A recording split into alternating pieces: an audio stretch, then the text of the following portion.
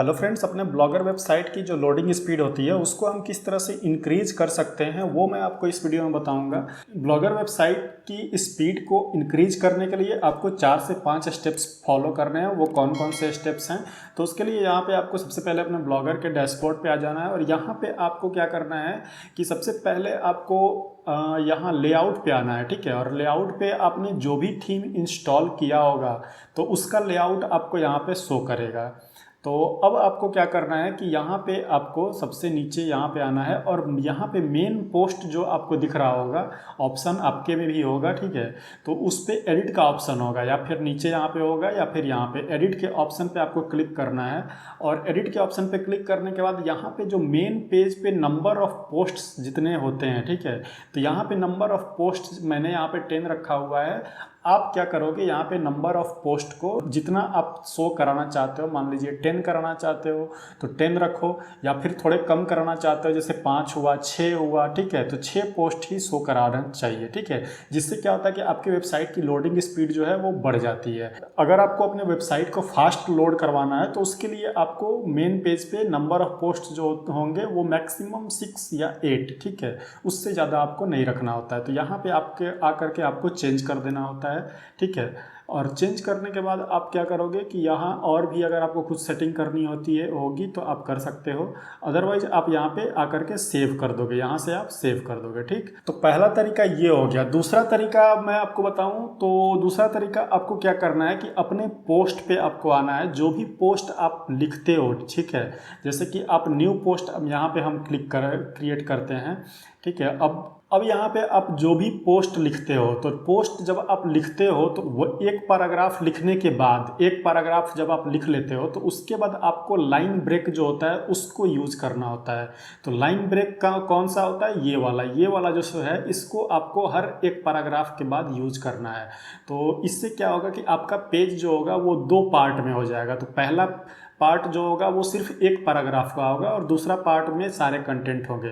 तो उससे क्या होगा कि आपका वेबसाइट और ज़्यादा स्पीड से लोड होगा। ठीक है, क्योंकि फर्स्ट पेज ही सबसे पहले लोड होता है। तो फर्स्ट पेज में तो आपका सिर्फ कुछ टेक्स्ट ही है, एक पैराग्राफ ही है, तो वो कितना फास्ट लोड होगा अगर आप यहाँ पे लाइन ब्रेक का यूज करते हो। तो इसीलिए आपको हर एक आर्टिकल में लाइन ब्रेक का यूज जरूर करना है अपने ब्लॉगर में। तो ये हो गया दूसरा तरीका। तीसरा है आपको अपने इमेजेस को आपको ऑप्टिमाइज करना है। इमेज ऑप्टिमाइज करने के लिए जो सबसे पहला चीज़ होता है वो होती है इमेज की साइज। इमेज की साइज को आपको ध्यान रखना है। तो इमेज का साइज, जैसे कि आपको मैं दिखा दूं, यहाँ पे इमेज की साइज को कम करने के लिए आप कोई भी इमेज यूज जो करते हो उसकी साइज जो होती है वो आपको अपने ब्लॉग में 800x569 या 620 ऐसे ही रखना होता है। ठीक है, और उससे क्या होगा कि आपका वेबसाइट जो है वो हैवी नहीं होगा। ठीक है, तो उसके लिए आपको क्या कर सकते हो कि जैसे कि इमेज की साइज जो होती है वो अलग अलग होती है। आप जो अगर कहीं से डाउनलोड करते हो तो उसकी साइज अलग अलग होगी। तो उसके लिए आप जो है कन्वा का यूज कर सकते हो। कन्वा में आप आओगे तो यहाँ पे क्रिएट डिजाइन पे आप क्लिक करोगे, यहाँ नीचे कस्टम साइज पे आप यहाँ पे आकर के यहाँ पे 800 इंटू यहाँ पे आप 569 या 620 जो भी आपको चाहिए वो आप यहाँ पे सेलेक्ट करके क्रिएट अ न्यू डिजाइन पे आप क्लिक करोगे। आपका एक नया यहाँ पे कन्वास ओपन हो जाएगा। अब यहाँ पे जो भी आपको इमेज यहाँ पे आपको रिसाइज करना है उसको आप यहाँ पे रिसाइज कर सकते हो। अब ये देखिए, यहाँ पे आपने यहाँ पे मैंने जो साइज यहाँ पे डाला वो यहाँ पे ओपन हो गया। तो ये एक परफेक्ट साइज है ब्लॉग में इमेज डालने का।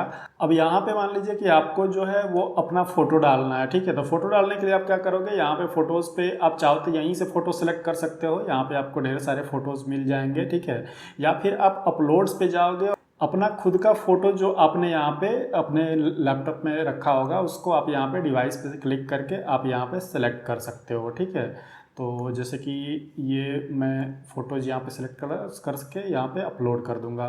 तो यहाँ पे आप इस तरह से अपना इमेज अपलोड करोगे और फिर इसको इस पर सेलेक्ट करके यहाँ पे रिसाइज कर लोगे। ठीक है, तो ये जो इमेज जो है वो जितने भी साइज का होगा ये यहाँ पे आके इस कन्वास में फिट हो जाएगा। ठीक है, इस तरह से फिट हो गया और यहाँ पे आप क्या करोगे, इसको डाउनलोड कर लोगे। तो डाउनलोड करने के लिए यहाँ पे जो डाउनलोड का ये ऑप्शन दिया हुआ है इस पर आपको क्लिक करना है और यहाँ से आपको जो है वो जेपीजी फॉर्मेट डाउनलोड करना है। पीएनजी फॉर्मेट नहीं डाउनलोड करना, पीएनजी फॉर्मेट का साइज़ ज़्यादा होता है, ठीक है। तो इसीलिए आपको जो जेपीजी फॉर्मेट यहाँ पे होगा, यहाँ पे आप सेलेक्ट करोगे तो आपको जेपीजी फॉर्मेट मिल जाएगा। तो यहाँ पे आप देख सकते हैं ये जेपीजी फॉर्मेट है, इसको आपको सेलेक्ट कर लेना है। क्वालिटी आप यहाँ से, अगर आपका प्रीमियम नहीं होगा तो यहाँ पे क्वालिटी चेंज नहीं कर सकते हो, लेकिन अगर प्रीमियम होगा तो क्वालिटी यहाँ से चेंज कर सकते हो, ठीक है। और फिर यहाँ पे डाउनलोड कर सकते हो, ठीक है। तो यहाँ से आपको क्या करना है कि अपने इमेज को जेपीजी फॉर्मेट में यहाँ से डाउनलोड कर लेना है, ठीक है। तो ये डाउनलोड हो जाएगा।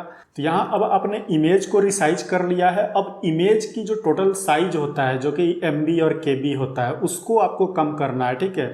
और साइज जो है वो 50 KB से कम हो तो काफ़ी अच्छा है, ठीक है। 100 KB से नीचे होना चाहिए, ठीक है। 50 KB के आसपास और 100 KB से नीचे।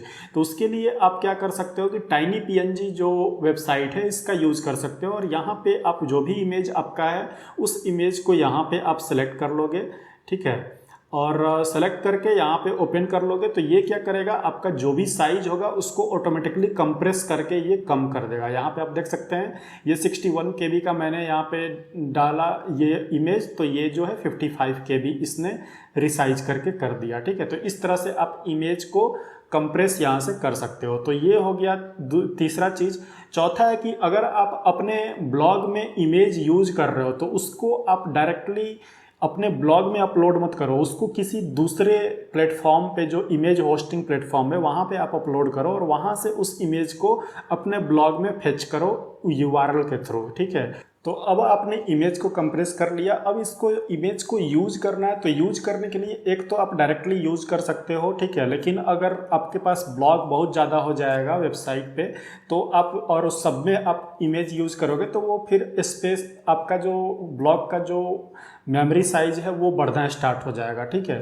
तो इसलिए फिर आपको इमेज को जो यूज करने के लिए आपको क्या करना होगा, किसी दूसरे होस्टिंग प्लेटफॉर्म जहाँ पे इमेजेस का लिंक आप जनरेट कर सकते हो, वहाँ से लिंक के थ्रू आप इमेज को यहाँ पे डाल सकते हो। जैसे कि अगर आप ब्लॉगर में ही एक कोई दूसरा वेबसाइट बना करके वहाँ पे इमेज डालते हो, जैसे कि यहाँ पे मैं आपको दिखा दूँ, मान लीजिए यहाँ पे मुझे कोई इमेज डालना है, तो ये इमेज में अगर अपलोड फ्रॉम ए कंप्यूटर यहाँ से एक इमेज में डालता हूँ तो इस इमेज का एक लिंक क्रिएट हो जाएगा। उस लिंक के थ्रू आप उस इमेज को कहीं भी पेस्ट कर सकते हो, ठीक है। तो उसी तरह से आपको ब्लॉगर में या किसी अपने वेबसाइट में इमेज को पेस्ट करना है, ठीक है। तो ये देखिए मैं आपको यहाँ पे दिखा देता हूँ। तो जैसे कि ये इमेज अपलोड हो गया, अब इसको मैंने सेलेक्ट कर लिया। तो अब आप देखोगे तो इस इमेज का एक लिंक क्रिएट हो गया होगा, ठीक है। तो ये जो लिंक, इस इमेज को जब मैंने सेलेक्ट किया है, यहाँ पे ये जो लिंक का ऑप्शन ये जो आ रहा है आप देखोगे तो यहाँ पे जैसे मैंने क्लिक किया ऊपर एक यहाँ पे लिंक दिख रहा है, ठीक है, ये पूरा लिंक, ठीक है। तो ये इस इमेज का लिंक जनरेट हो गया। अब आप क्या करोगे, इस लिंक कहीं भी आपको अगर ये इमेज अगर आपको कहीं दूसरे जगह पे डालना है, किसी दूसरे जगह पे डालना है या किसी दूसरे वेबसाइट पे डालना है, तो आप क्या करोगे, इस पूरे लिंक को कॉपी करके और दूसरे आर्टिकल में जहाँ भी इमेज डालना होगा वहाँ पे आप जाओगे और वहाँ पे आप क्या करोगे कि इस इमेज के पे बाय URL का ऑप्शन जो आता है वहाँ पे जाओगे और वहाँ पे फिर URL में आप वो URL पेस्ट करोगे, ठीक है। तो वो इमेज वहाँ पे आ जाएगा, ठीक। तो इस तरह से आपको जो है यहाँ पे इमेज को किसी दूसरे वेबसाइट पे होस्ट करके यहाँ पे यूज़ करना, उस तरह से आपके इमेज, आपका वेबसाइट हमेशा से फास्ट रहेगा, ठीक है। और उसके अलावा अगर अगला मैं बात करूं तो आपको जो है लेआउट में आना है और लेआउट में आने के बाद आपको क्या करना है कि जितने भी अनवांटेड गैजेट्स आप यूज कर रहे हो, जो कि यहाँ साइड बार में आपको दिखेगा बहुत सारे गैजेट्स, ठीक है। तो जिस गैजेट को आपको यूज नहीं करना है, ज़्यादा अगर यूज नहीं है, जैसे कि लेबल्स का कोई खास यूज़ नहीं है, ठीक है, तो अब मैं क्या करूँगा, इस लेबल को डिलीट कर दूंगा। या सोशल प्लगइन्स का यूज़ नहीं है तो इसको डिलीट कर दूंगा। फीचर पोस्ट का यूज़ नहीं है तो इसको डिलीट कर दूंगा, ठीक है। तो अगर जो मतलब जो भी यूज वाली जो चीज़ें हैं, ठीक है, यूज वाले जो गैजेट्स हैं, बस उसी को आप रखो, उससे ज़्यादा मत रखो, ठीक है। उसके बाद अगला जो है वो है HTML और जावास्क्रिप्ट। ये जो कोड है, आपको जावास्क्रिप्ट के कोड्स बहुत ज़्यादा यूज़ नहीं करने होते हैं। अपने वेबसाइट में आपका जो थीम है उस थीम में या फिर अपने वेबसाइट में बहुत ज़्यादा जावास्क्रिप्ट के कोड का यूज़ करने से आपका वेबसाइट जो है वो स्लो हो जाता है। इसीलिए आपको जावास्क्रिप्ट का कोड बिल्कुल ही यूज़ नहीं करना है। सिर्फ आप अपने एड्स लगाने के लिए यूज करो। उसके अलावा कोई एक्स्ट्रा आपको प्लगइन या किसी चीज़ का यूज़ करना है तो वो आप ज़्यादा यूज़ मत करो, ठीक है। तो इससे क्या होता है कि वेबसाइट जो है वो स्लो हो जाता है। ब्लॉगर वेबसाइट की स्पीड बढ़ाने का जो है यही सारे तरीके हैं। इन्हीं सारे तरीकों से आप जो है ब्लॉगर वेबसाइट की स्पीड को इंक्रीज कर सकते हो। तो फ्रेंड्स, आई होप कि ये वीडियो आपको समझ में आ गया होगा। और इसमें मैं जो भी बताना चाहता था कि ब्लॉगर के स्पीड को कैसे बढ़ाना है, उसमें मेन चीज़ होता है इमेज और बाकी जो सारी चीज़ें मैंने बताया। तो ये वीडियो आपको अच्छे से समझ में आ गई होगी। और ब्लॉगर से रिलेटेड अगर कोई प्रॉब्लम होती है तो टेलीग्राम ग्रुप का लिंक डिस्क्रिप्शन में आपको मिल जाएगा, वहाँ से मुझे कॉन्टैक्ट कर सकते हो। तो चलिए फ्रेंड्स, इस वीडियो में इतना ही है। मिलते हैं अपना नेक्स्ट वीडियो में, तब तक के लिए बाय बाय, टेक केयर।